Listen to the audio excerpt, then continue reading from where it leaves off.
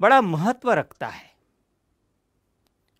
भारत के इतिहास में सुवर्णाक्षरों में जिस दिन को लिखा गया, ऐसा यह दिन है। आज से 346 साल पहले इसी तिथि को सह्याद्री के रायगढ़ पर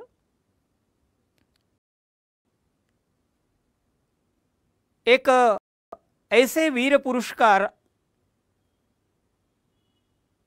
राजतिलक हुआ, जो राजतिलक भारत के मूल जो थाती है, उस थाती को प्रेरणा देने वाला है। ऐसा यह बड़ा महत्वपूर्ण स्वर्णाक्षरों में लिखा गया ऐसा यह दिन है। इस दिन छत्रपति शिवाजी महाराज का राज्याभिषेक हुआ था। ये केवल एक राजा का राज्याभिषेक नहीं था। भारतवर्ष में कई ऐसे शूर पराक्रमी राजा हुए और जिनके राजतिलक हुए, तो इस राज्याभिषेक की अर्थात राजतिलक की जो विशेषता है, उस विशेषता को ध्यान में रखना पड़ेगा। दुनिया में भारत या हिंदुस्तान जो पहचाना जाता है, वो हिंदुओं के कारण पहचाना जाता है। हिंदू कहने से ही लोगों के, दुनिया के किसी भी व्यक्ति के सामने भारत और हिंदुस्तान यही शब्द आएंगे। ऐसे हिंदुस्तान में जहां करोड़ों हिंदू लोग हैं, इस देश में उस कालखंड में कोई हिंदू राजा नहीं था। नाम के राजा तो थे, लेकिन जिसको हम सम्राट कहते हैं, जिसका अपना सिंहासन छत्र होता है, ऐसा कोई ही राजा विद्यमान नहीं था। 12वीं सदी में जब देवगिरी का और राज सिंहासन चला गया, उसके बाद लगभग 400 वर्ष इस हिंदुस्तान में हिंदुओं का राज सिंहासन नहीं था, और इसके कारण एक निराशा का भाव, ऐसा वातावरण था। इतिहासकारों ने तो इसका वर्णन ऐसा किया है कि उस समय के कालखंड का वर्णन करते समय कहते हैं कि यहां का समाज, यहां का धर्म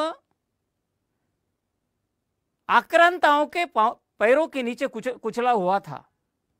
इतिहासकार वर्णन करते हैं, सकल पृथ्वी आंदोलली धर्म गेला। ऐसे स्थिति में शून्य से फिर से इस प्रकार का स्वराज्य निर्माण करना, यह व्रत लेकर एक ऐसे श्रीमंत योगी राजा ने एक हिंदवी स्वराज्य निर्माण किया। उसका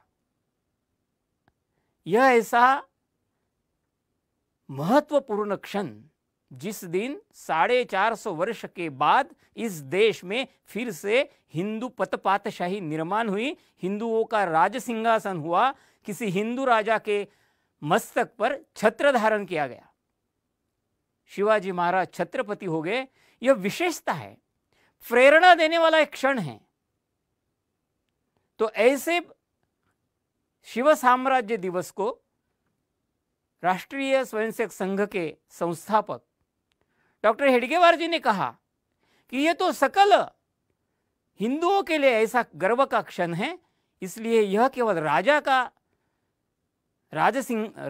का राज्याभिषेक नहीं, तो सारे समाज का राज्याभिषेक है। इसलिए उन्होंने कहा कि हिंदू साम्राज्य दिन है। इस अवसर पर आज हमारे साथ जो अपने विचार रखने वाले हैं, उनका मैं परिचय करा देता हूं। सारा देश उनको जानता है। आप है माननीय सुरेश जी उपाख्य भैया जी जोशी। आप राष्ट्रीय स्वयंसेवक संघ के वर्तमान सरकार्यवाह है। मूलतः आप इंदौर के हैं। अपना लौकिक शिक्षण पूर्ण करने के पश्चात अपने देश की सेवा करने के लिए अपना सारा जीवन संघ कार्य में आपने झोंकने का निर्णय किया और संघ के प्रचारक के नीति आप निकले। महाराष्ट्र प्रांत आपका कार्यक्षेत्र प्रारंभ में रहा। आप महाराष्ट्र प्रांत के सेवा प्रमुख रहे। उसके पश्चात आप अखिल भारतीय सेवा प्रमुख बने। और उसके पश्चात 2011 से आप राष्ट्रीय स्वयंसेवक संघ का सहकार्यवाह के नाते नेतृत्व कर रहे हैं। आज वे अपने सामने ये विषय रखने वाले हैं, हम ये विषय समझ ले, ऐसे आप सबसे प्रार्थना करते हुए मैं माननीय भैया जी को विनंती करता हूं कि वे अपना उद्बोधन प्रारंभ करें। राष्ट्रीय स्वयंसेवक संघ के निमंत्रण पर आज आयोजित एक विशेष कार्यक्रम में उपस्थित सभी सज्जन वृंद, बहनों तथा भाइयों, आज से लगभग 345 वर्ष पूर्व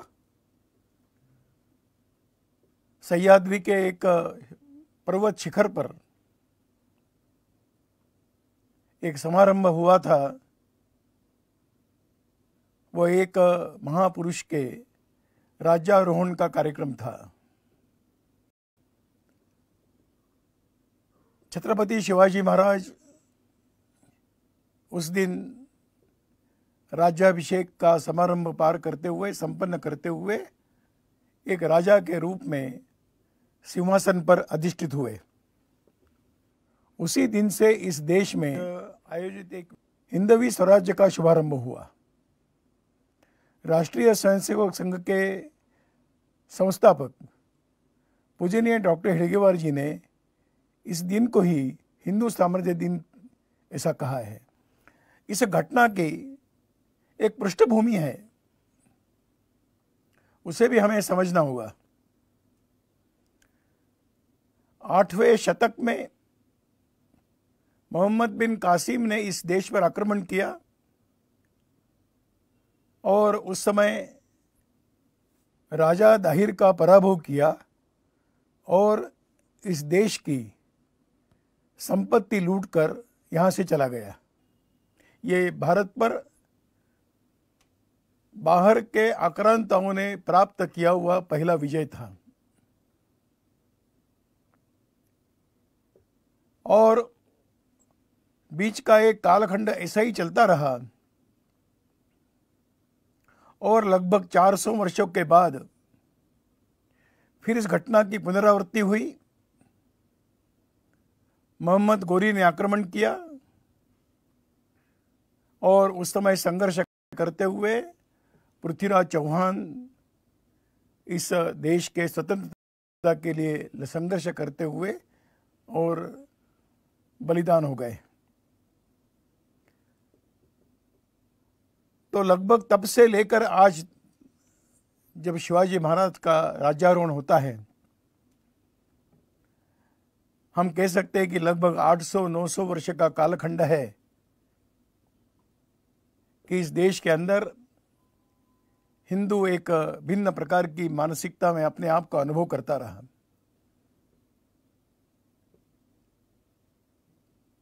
हिंदू यानी गुलाम, हिंदू यानी पराजित, हिंदू की मानसिकता हताशा की, निराशा की,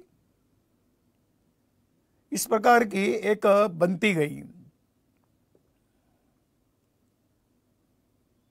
मानसिकता इस प्रकार की होती गई कि दिल्ली के गद्दी पर बैठा हुआ वो हमारे लिए ईश्वर के समान है और इसलिए एक शब्दावली चला करती थी, दिल्लीश्वरोवा जगदीश्वरोवा। इस प्रकार की अत्यंत एक हीन दीन अवस्था और अपने समाज की उस समय हो गई थी। भारत के लगभग 2/3 हिस्से पर मुगलों का साम्राज्य स्थापित हो चुका था। इसी कालखंड में सन 1630 में एक बालक जन्म लेता है, शिवनेरी के नाम के किले पर लेता है और शिवाजी इस नाम से भविष्य में जाना जाता है। ऐसे एक श्रेष्ठ व्यक्ति का जन्म 1630 में हुआ है। परिस्थितियां जैसे मैंने कही कि 2/3 भारत मुगलों के कब्जे में था और इस अवस्था में इस चित्र का, इस देश का अगर कुछ परिवर्तन करना है, समाज का परिवर्तन करना है, इस देश में फिर एक बार अगर स्वाभिमान जगाना है, तो कुछ होने की आवश्यकता थी। छत्रपति शिवाजी महाराज के बारे में हम जानते हैं कि उनके पिताजी उस समय शहाजी राजे मुसलमानों के दरबार में थे और बाल्यकाल में उनकी माता जिजाबाई ने ही उनका सब प्रकार से पालन पोषण किया।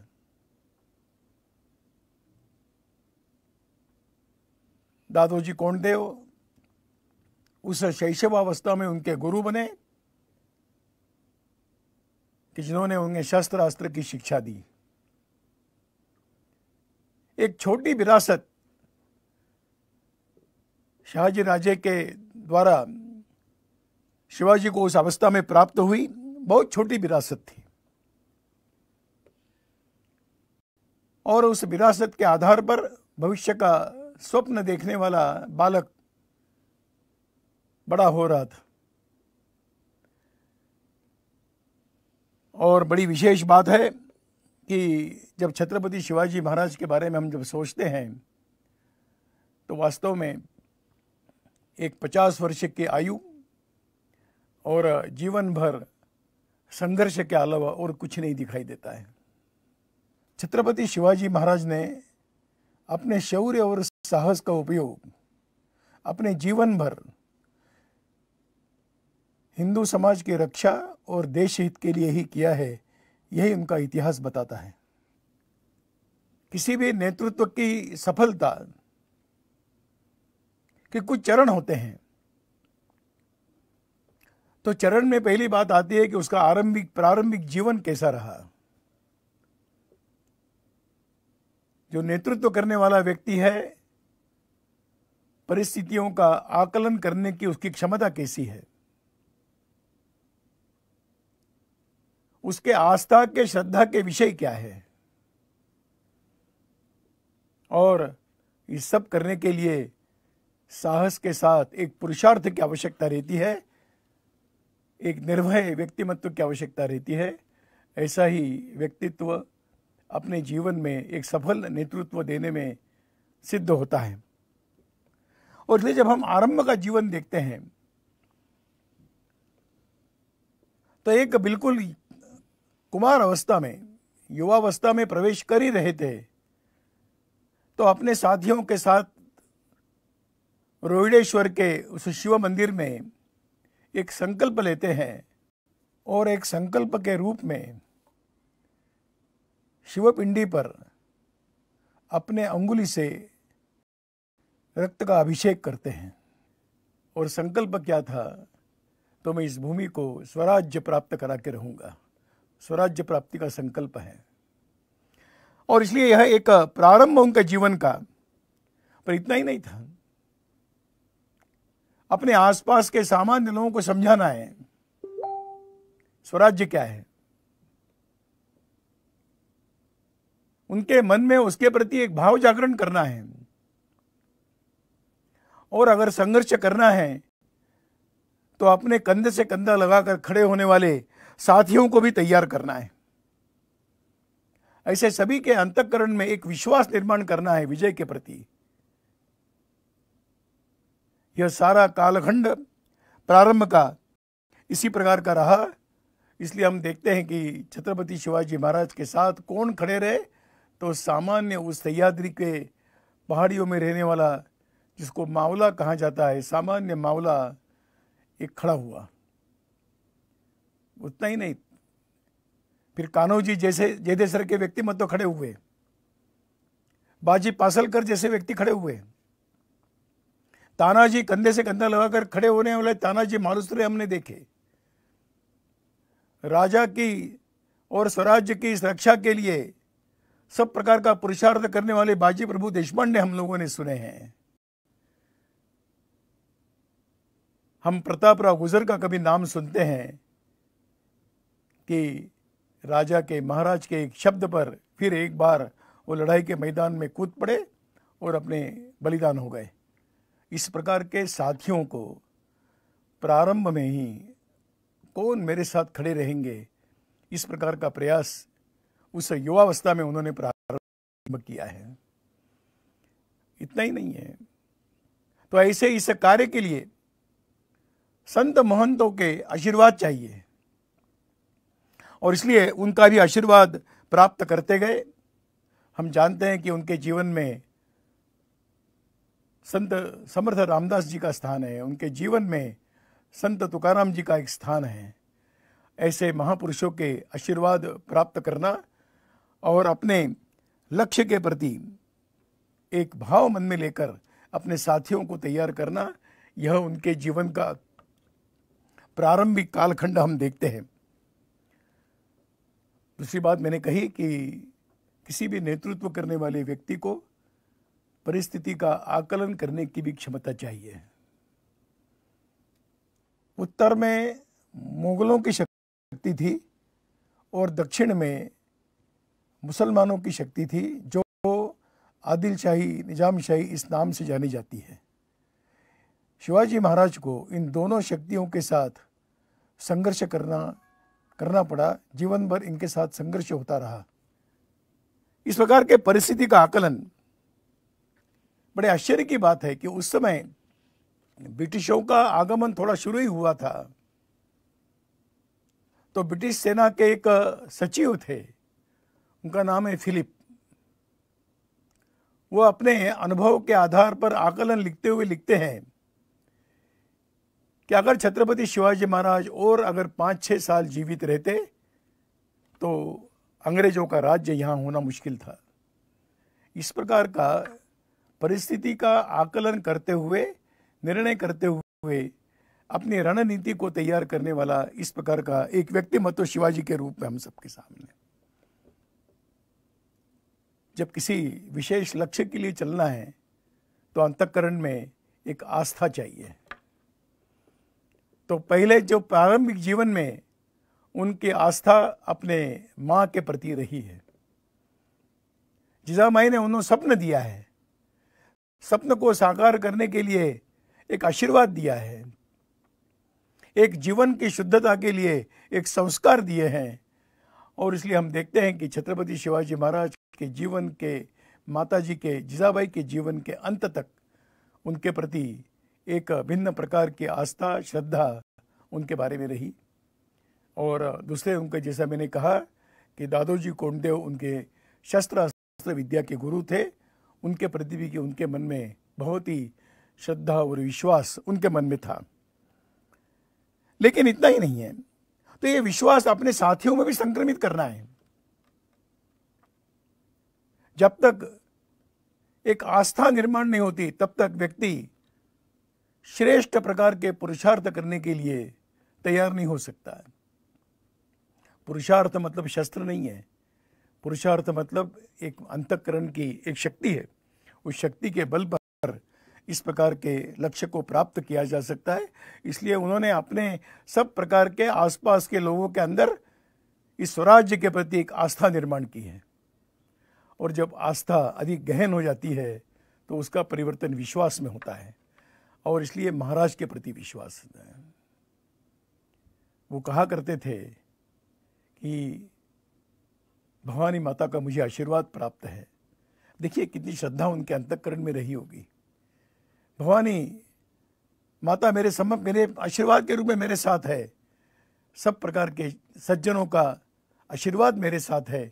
और इसलिए इस प्रकार का एक विश्वास, आस्था का भाव, और हम एक सही दिशा में जा रहे हैं, हम एक धर्म युद्ध करने के लिए जा रहे हैं, इस प्रकार का आस्था का भाव उन्होंने अपने सभी साथियों में वो निर्माण करने का प्रयत्न किया। परिणाम क्या हुआ, जिसके बारे में वर्णन कई जगह पर आता है कि ऐसे एक सामान्य लोग तैयार हुए कि जिनके बारे में वर्णन करते हुए कहा गया कि जो कभी रुके नहीं, जो कभी थके नहीं, जो कभी किसी के सामने झुके नहीं और किसी भी कीमत पर बिके नहीं। यह बिना आस्था के संभव नहीं है। इसलिए अपने लक्ष्य के प्रति इस आस्था को निर्माण करते हुए उन्होंने इस सारे लक्ष्य की दिशा में आगे बढ़ने का प्रयास किया हुआ हम सब देखते हैं।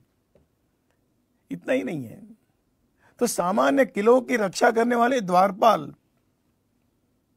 इतने अनुशासित रहे। एक प्रसंग में जब आता है कि स्वयं छत्रपति शिवाजी महाराज ही अपने किलों की सुरक्षा की स्थिति क्या है देखने के लिए जाते हैं, तो द्वारपाल शिवाजी महाराज को भी रोक देता है। वो कहता है कि नहीं, हम आपको प्रवेश नहीं दे सकेंगे।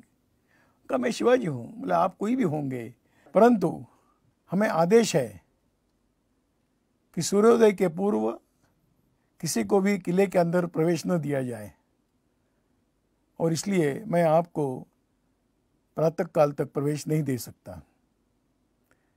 इस प्रकार की आस्था, इस प्रकार का अनुशासन छत्रपति शिवाजी महाराज के प्रयत्नों से अपने अनुयायियों में संक्रमित हुआ है।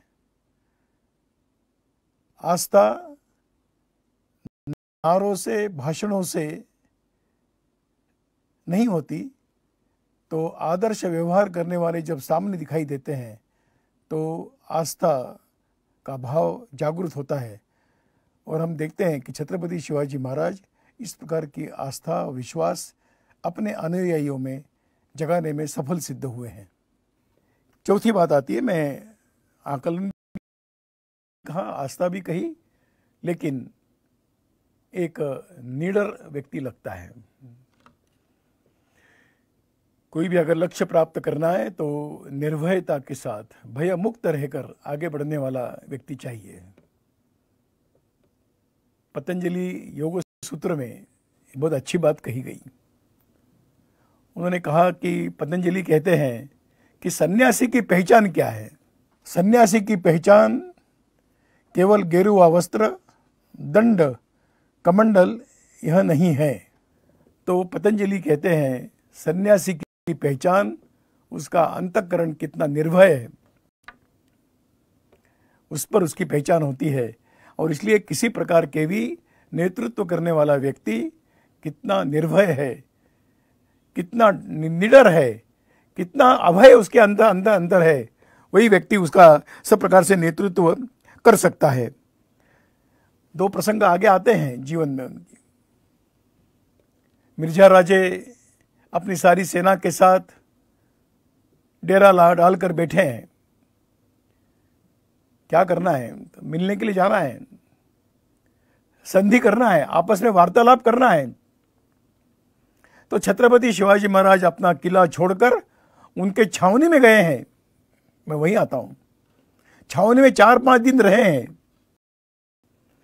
कभी भी उनके ऊपर आक्रमण होने की संभावना कोई कह ही नहीं सकता था, परंतु वो भय मुक्त थे। उनका जो होगा, मेरी भवानी माता मेरी रक्षण करने वाली है। इसलिए उस प्रकार के शत्रु के शिविर में हिम्मत के साथ रहना क्या आसान बात समझते हैं। और जब वो आगरा गए, आगरा में उन्हें नजर कैद करके रखा गया, तो उस अवस्था में भी वो निर्भय रहे। विश्वास था कि मैं निकलूंगा यहां से। चारों ओर से घिरे हुए क्षेत्र में पोलाद खान की निगरानी में उनको कैद करके रखा गया। उनके साथ उनके पुत्र संभाजी भी थे। इस अवस्था में बहुत कुशलता के साथ बचकर निकलने में वो सफल सिद्ध हुए। तीसरा प्रसंग तो अफजल खान के संदर्भ का है। अफजल खान को मिलने के लिए जाते हैं। कहा गया कि ज्यादा लोग नहीं आएंगे, अकेले गए हैं, हिम्मत के साथ गए हैं।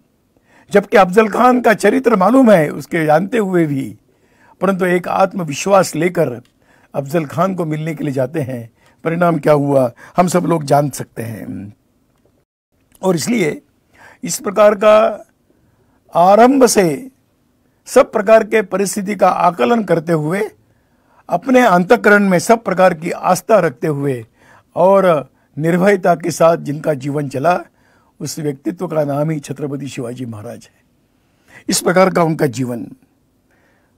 जब राज्याभिषेक का समय आता है, उनकी इच्छा नहीं है। आज के परिस्थिति में अगर हम देखेंगे तो कौन राजा बनने के लिए तैयार नहीं है। मुझे स्वयं राजाभिषेक करना है ऐसा कहते तो उसे कोई अनुचित भी नहीं मानता। लेकिन प्रसंग बताते हैं कि उन्होंने स्वयं की अपनी इच्छा नहीं थी, परंतु काशी से आए हुए गागा भट्ट, उन्होंने उनको आग्रह किया कि नहीं, आज देश में एक हिंदू राजा होना, इसकी एक बहुत बड़ी आवश्यकता है और इसलिए आपका राज्याभिषेक होना एक महत्व की घटना इस देश के इतिहास में मानी जाएगी। और इसलिए वो राज्याभिषेक के लिए तैयार हुए। परंतु उन्होंने कभी नहीं कहा कि ये मेरा राज्याभिषेक हो रहा है। उस समय भी वो ये कह रहे हैं कि ये तो राज्य हो, ये तो भगवान की इच्छा है, मैं एक सेवक के रूप में, भगवान के प्रतिनिधि के रूप में और इसमें मैं आ रहा हूं। वैसे तो अपने यहाँ परंपरा है। राणा प्रताप के बारे में हम सुनते हैं कि वो स्वयं को, अपने आप को एक लिंग के, मतलब शिव शंकर के दीवान मानते थे। मैं उनका दीवान हूं, मैं राजा नहीं हूं। तो अपने देश के अंदर ऐसी परंपरा, गद्दी पर बैठने वाले राजा महाराजा भी, ऐसे जो पुण्य श्लोक हुआ करते थे, उन्होंने कभी भी अपने आप को उस सिंहासन से ऊंचा नहीं माना और ईश्वर की इच्छा के अनुरूप हम इसको ग्रहण कर रहे हैं, यही उनकी भावना थी। और इसलिए वो कहते थे कि भवानी माता की इच्छा है कि मैं राजा बनूं, मैं तैयार हूँगा। परंतु उसके बाद इस देश के इतिहास में बहुत गतिमान परिवर्तन होता हुआ हम अनुभव करते हैं। बहुत गतिमान परिवर्तन हुआ है। छत्रपति शिवाजी महाराज के बाद पेशवाओं के प्रतिनिधि रघुनाथराव पेशवे, वो अपनी सेना लेकर इस देश को फिर एक बार स्वतंत्र करने के लिए निकले और आज का उड़ीसा का जो कटक है, उस कटक से लेकर और दूर पश्चिम की सीमा पर, भारत के बाहर का परंतु पूर्व में कभी भारत का रहा, ऐसे अटक नाम का स्थान है, वहां तक गए। और इसलिए कटक से लेकर अटक तक भगवा झंडा इस देश के अंदर फहराने वाले रघुनाथराव पेशवे। और परिणाम यह हुआ कि जो क्षेत्र मुगलों के कब्जे में था, वो सारा का सारा बदलकर हिंदुओं के और स्वामित्व में आ गया। इस प्रकार का इतिहास हम सब जानते हैं।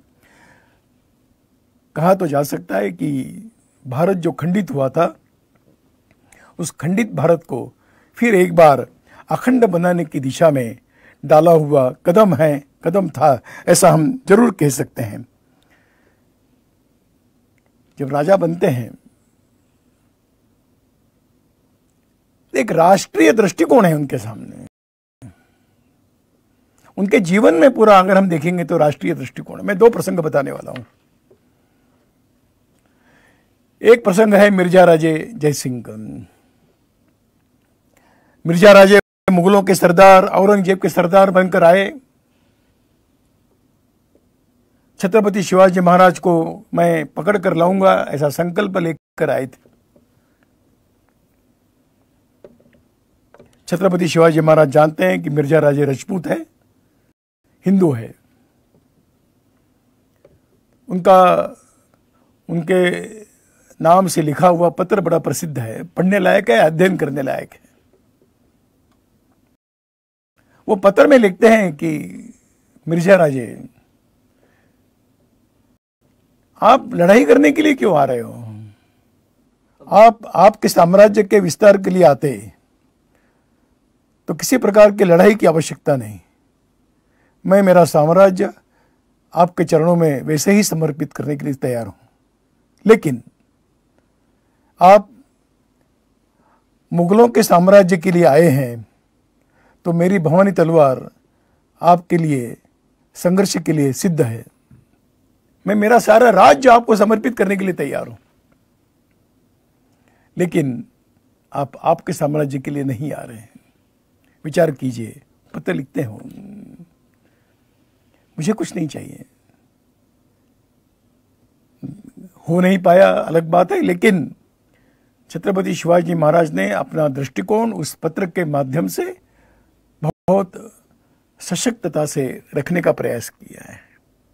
दूसरा एक प्रसंग है, जब आगरा से वापस आ गए थे तो बीच के राजाओं से भी कुछ परिचय हुआ है।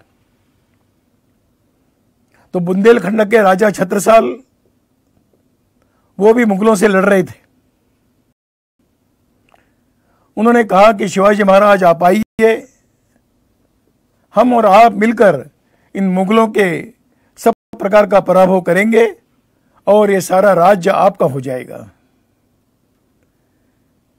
छत्रपति शिवाजी महाराज की विशेषता यहां पर फिर एक बार प्रकट हुई। उन्होंने कहा मैं साथ दूंगा, हम लड़ेंगे, राज्य तुम्हारा होगा। मुझे कोई साम्राज्य विस्तार की अपेक्षा नहीं है, मेरी आकांक्षा भी नहीं है। क्या इस प्रकार का एक राष्ट्रीय दृष्टिकोण रखने वाला व्यक्तिमत्व है। उनके राज्य की रचनाएं जब वो करते हैं तो उन्होंने कुछ बातें निश्चित की है। उनके विश्वसनीय लोगों में भिन्न भिन्न संप्रदाय के लोग थे, उसमें मुसलमान भी थे। उन्होंने कई लोगों को अपने साथ लिया कि जो इस स्वराज्य की स्वतंत्रता के लिए, स्वराज्य के लिए बलिदान होने के लिए, लड़ने के लिए तैयार है। वो किसी भी धर्म के हो, किसी भी जाति के हो, किसी भी संप्रदाय के हो, वो मुझे स्वीकार है। वास्तव में इतिहास में तो कई घटनाएं ऐसी है कि उस समय उनके बहुत निकट के रिश्तेदार उनके विरोध में खड़े हुए हैं, उन्होंने साथ नहीं दी है। उल्टा है, मुगलों की मुसलमानों का साथ दिया। ऐसे उस समय के कुछ लोग रहे, उसमें चंद्रराव मौर्य वगैरह हम सब नाम सुनते हैं कि जिन्होंने और आक्रांताओं की सहायता की, तो वो तो इनके निकट के थे। परंतु छत्रपति शिवाजी महाराज के जीवन में दिखाई देता है कि इस प्रकार के और भेदभाव न करते हुए सबको साथ में लेकर चलने की बात ध्यान में आती। एक बात और ध्यान में आती कि जैसा ये सभी प्रकार का हम बिना भेदभाव मुक्त, हमारा भेदभाव मुक्त शासन रहेगा, हम जनता का विश्वास प्राप्त करेंगे। सामान्य जनों के मन में अगर सत्ता के प्रति अगर कहीं ना कहीं अविश्वास रहा तो कोई भी राजा न देश का हित कर सकता है, न समाज का हित कर सकता है। और इसलिए उन्होंने सामान्य जनों में अपने राज्य के प्रति एक विश्वास जगाने का प्रयास किया है। उन्होंने जो आदेश निकाले हैं समझने लायक है। उन्होंने महिलाओं की सुरक्षा की बात कही है। वो कहते हैं कि मेरे राज्य में, इस साम्राज्य में, स्वराज्य में कोई भी महिला पर अत्याचार नहीं होगा, और अगर अत्याचार होता हुआ दिखाई देगा तो उसको कठोर शासन किया जाएगा। वो किसानों की सुरक्षा की बात करते हैं, अपने सैनिकों को बताते हैं कि हम जहां भी जाएंगे किसानों को हम पीड़ित नहीं करेंगे।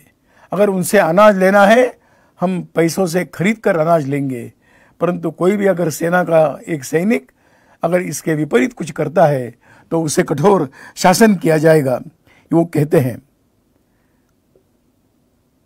उन्होंने जैसे खेती की बात की वैसे ही न्याय की बात कही है।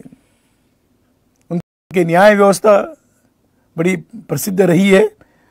किसी पर भी मेरे राज्य में किसी के साथ अन्याय नहीं होगा, वो उसकी बहुत चिंता करते हैं। और उसी के साथ साथ साधु संत मठ मंदिर ये भी सुरक्षित रहे, इस प्रकार की अपने मंत्रिमंडल के माध्यम से उन्होंने इस व्यवस्था को भी करने का प्रयास किया है। उन्होंने अपने प्रधानमंडल की व्यवस्था करते हुए 8 उनके मंत्री थे, जिसको अष्टप्रधान कहा जाता है। उसमें 2 प्रधान ऐसे थे कि जिसके एक के पास न्याय व्यवस्था की जिम्मेदारी थी और एक के पास सब प्रकार के धार्मिक बातों की रक्षा करने की जिम्मेदारी थी। विशेषता ये रही कि ये सब प्रकार के संघर्ष के कालखंड में युद्ध भूमि में कभी गए नहीं और अपने ही स्थान पर रहते हुए इन 2 बातों की चिंता वो निरंतर करते रहे। ऐसे इनके ये 2 प्रधान थे। लगभग 300 किले उनके पास थे। परंतु आश्चर्य इस बात का है, आज हमको आश्चर्य लगता है, वास्तव में आश्चर्य करने की बात नहीं, ये सहज होना चाहिए। वो क्या है कि 300 किलों में एक भी किलेदार उनका रिश्तेदार नहीं है। जिम्मेदारियों का निश्चित करते समय उन्होंने कभी भी रिश्ता या आधार नहीं माना। व्यक्तित्व गुणवत्ता, व्यक्ति का कर्तृत्व उसको आधार बनाकर और जिम्मेदारियां दी है। उनके जिम्मेदारी के संदर्भ में रिश्ता ये कभी उसका आधार नहीं रहा। छत्रपति शिवाजी महाराज के जीवन को जब हम समझते हैं, वो सन्यासी नहीं है, राजा है। और इसलिए संघर्ष उनके जीवन में है, लड़ाइयां की है, गए हुए किलों को पराक्रम के साथ, पुरुषार्थ के साथ वापस लिया है, शत्रुओं को खदेड़ा है, आक्रमण किए हैं। वो सन्यासी नहीं है। परंतु ये सब करते समय न उनके जीवन में इस प्रकार का करते समय कोई व्यक्तिगत स्वार्थ है, न कोई अपनी अपेक्षाएं हैं। अपेक्षा अगर है तो यही है कि ये स्वराज्य सुरक्षित होता जाए और इसके लिए जो जो करना पड़ेगा वो मैं करने के लिए तैयार हूं। इस प्रकार का कभी हारे कभी जीते होंगे। एक विशेष बात ध्यान में आती है कि किसी भी राजा को कितना सजग रहना चाहिए। तो उस समय का मतलब आज का जो वसई है, उस वसई से लेकर गोवा तक पूर्ण एक समुद्र तट है और समुद्र गहरा नहीं है। इसलिए उन्होंने अपने सारे तंत्रज्ञ को इकट्ठा करते हुए, तंत्र ज्ञान को विकसित करते हुए छोटी युद्ध नौकाओं का निर्माण किया है। यहाँ बड़े बड़ी युद्ध नौकाएं नहीं चाहिए। अंग्रेजों के पास बड़ी बड़ी युद्ध नौकाएं थी, परंतु छत्रपति शिवाजी महाराज ने छोटी युद्ध नौकाओं को विकसित करते हुए जो वहाँ की सुरक्षा कर सके, इस प्रकार का प्रावधान किया है। और इसलिए एक सभी दृष्टि से सोचने वाला, विचार करने वाला, नीतियाँ तय करने वाला, इस प्रकार का एक आदर्श राजा के रूप में छत्रपति शिवाजी महाराज का जीवन हम सबके सामने है।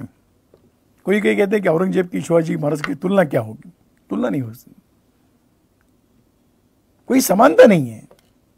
एक है जो अपने निजी स्वार्थ के लिए अपने पिताजी को जेल में डाला है, अपने भाइयों को जेल में डाला है, अपने पुत्र को भी जेल में डाल दिया। ऐसा एक तरफ औरंगजेब का चरित्र है और दूसरी ओर छत्रपति शिवाजी महाराज का एक उज्जवल चारित्र है, उज्जवल चारित्र है। एक भी उनके जीवन में कोई उन पर आरोप कर सकता है ऐसा एक भी अवसर नहीं है। महिलाओं से भी, महिलाओं के संदर्भ में हो या आर्थिक व्यवहार के संदर्भ में हो, इतने 50 वर्ष की जिंदगी में, आयुष्य में, उस कालखंड में एक भी अवसर ऐसा नहीं है कि जिसके बारे में कहा जा सकता है कि यहाँ पर थोड़ी गलती हुई। कैसे तुलना करेंगे? इसका एक ही कारण है कि छत्रपति शिवाजी महाराज का कोई निजी स्वार्थ नहीं है, उनकी स्वयं की कोई अपेक्षाएं नहीं है, उनका साम्राज्य विस्तार की उनकी कल्पना नहीं है। जो भी कुछ है वो इस मातृभूमि के लिए है, इस देश के लिए है, इस प्रकार का भाव रहा। इसलिए तुलना तो कर नहीं सकते, करना भी नहीं चाहिए। एक बात और बताना ठीक रहेगा, वो कहते हैं शासन करेंगे, हम पलायन करने वाले नहीं हैं। अपनी जिम्मेदारियों को हम समझने वाले हैं, अपने कर्तव्यों का पूर्ण रूप से पालन करेंगे और इसलिए शासन छोड़कर भागने वाले, अपनी जिम्मेदारियों से भागने वाले हम नहीं रहेंगे, जिम्मेदारी के साथ रहेंगे। और जो युद्ध करेंगे तो केवल लड़ाई करने के लिए नहीं, झगड़ा करने के लिए नहीं, तो जीतने के लिए लड़ाई करेंगे। कितना एक स्पष्ट दृष्टिकोण उन्होंने अपने जीवन में वो रखा है। इस प्रकार का एक आदर्श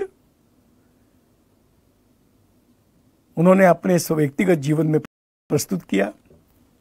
आज भी अगर उनके उस सारी राज्य व्यवस्था का अगर कोई अध्ययन करेंगे तो ध्यान में आता है कि एक बहुत एक सुंदर समग्रता से उन्होंने एक राज्य व्यवस्था कैसी हो इसका एक खाका प्रस्तुत किया है।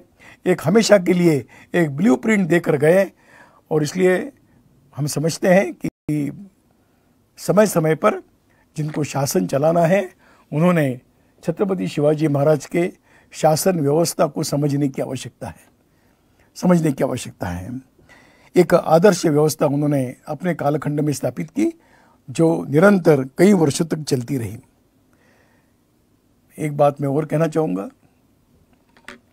व्यक्तिगत तो चारित्र संपन्न रहे, साहसी रहे, दृढ़ता के साथ चले, सब प्रकार के विपरीत परिस्थितियों पर मात करते हुए चले। इसका अगर कोई एक ही कारण अगर ढूंढेंगे तो उनका निस्वार्थ भाव है, उनके जीवन में स्वार्थ को शून्य स्थान है। यही उनके जीवन का एक संदेश है। और इसलिए उनका वर्णन करते हुए क्या कहा गया, तो शायद ही दुनिया के इतिहास में किसी राजा को योगी नहीं कहा होगा, परंतु छत्रपति शिवाजी महाराज का वर्णन करते समय कहा गया वो तो श्रीमान योगी हैं, श्रीमंत योगी कहा गया। इसका एक ही कारण है कि वो धर्म के लिए खड़े रहे, धर्म के लिए लड़े हैं। स्वयं का उनका जीवन इस प्रकार से राष्ट्र के लिए, देश के लिए, समाज के लिए, हिंदू के लिए इस प्रकार का समर्पित उनका जीवन रहा है। एक सहज मन में विचार आता है कि ईश्वर अवतार लेता है, मनुष्य का रूप लेता है, उसका भी कुछ उद्देश्य होता है। भगवान राम ने यहां जन्म लिया, उनके जीवन का लक्ष्य ही इस दुनिया से, इस भूमि पर से जो भी दुष्ट शक्तियां हैं उनका संहार करना, यही उनका लक्ष्य रहा। तो इसलिए उनके जीवन के सारे प्रसंग उसे राक्षसी प्रवृत्ति का संहार करने के लिए गए हुए हैं। अगर भविष्य की घटनाएं घटनी है तो ये करना है। और अंत में रावण संहार होता है, वापस लंका में राज्य करते हैं, परंतु सारा जो रामायण है वो उनके राज्याभिषेक पर समाप्त होता है। वास्तव में ये उत्तर रामायण तो बाद में चला गया है। तो उनके जीवन का जो लक्ष्य रहा वो रावण जैसे शक्तियों का नाश करते हुए इस सारे भूमि को राक्षसी शक्तियों से मुक्त करना, यही जिनका संकल्प था। संकल्प बाल्यकाल से था, जन्म से था। संकल्प की पूर्णाहुति रावण संहार से होती है। भगवान कृष्ण का जन्म हुआ है, घटनाएं तो कई है। बाल्यकाल से ही संघर्ष है, शत्रु खड़ा है,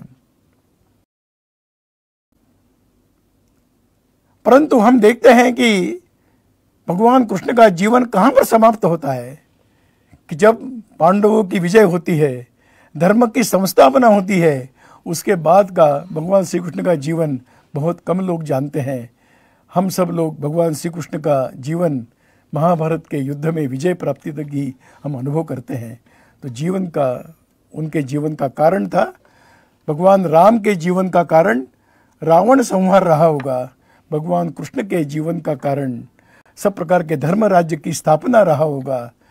छत्रपति शिवाजी महाराज के जीवन का संकल्प इस देश को एक हिंदू साम्राज्य का एक चित्र निर्माण करना, यही उनके जीवन का संदेश रहा है। मैं समझता हूँ कि एक बहुत ही सटीक कहा गया कि ये छत्रपति शिवाजी महाराज का राज्याभिषेक दिन तो है, लेकिन उन्होंने कहा कि ये हिंदू पदपादशाही है, ये हिंदू साम्राज्य है, और इसलिए आज का ये दिन हिंदू साम्राज्य दिन इस नाम से ही वास्तव में जाना जाता है। इस दिवस के कारण, इस अवसर के कारण यहाँ का हिंदू समाज फिर एक बार आत्मविश्वास के साथ, पुरुषार्थ के साथ खड़ा रहे कि जो आज की सब प्रकार की असुरी और अधर्मी शक्तियों के सामने हिम्मत के साथ डट कर खड़ा रहकर एक विश्व को भी एक सही दिशा प्रदान करने वाला समाज अगर चाहिए तो ऐसे महापुरुषों के जीवन हम सबको प्रेरणा देते हैं। और इसलिए इस उत्सव का इस दृष्टि से महत्व है। मैं समझता हूँ कि छत्रपति शिवाजी महाराज का जन्म कब हुआ, उनका मृत्यु कब हुआ, उससे भी महत्वपूर्ण उनके जीवन का संदेश क्या है। तो इस संदेश है हिंदू साम्राज्य, यही हम सबके अंतःकरण में रहे। इसी प्रार्थना के साथ ऐसे महापुरुष का स्मरण करते हुए आप सबको धन्यवाद देते हुए मेरी बात पूरी करता हूँ।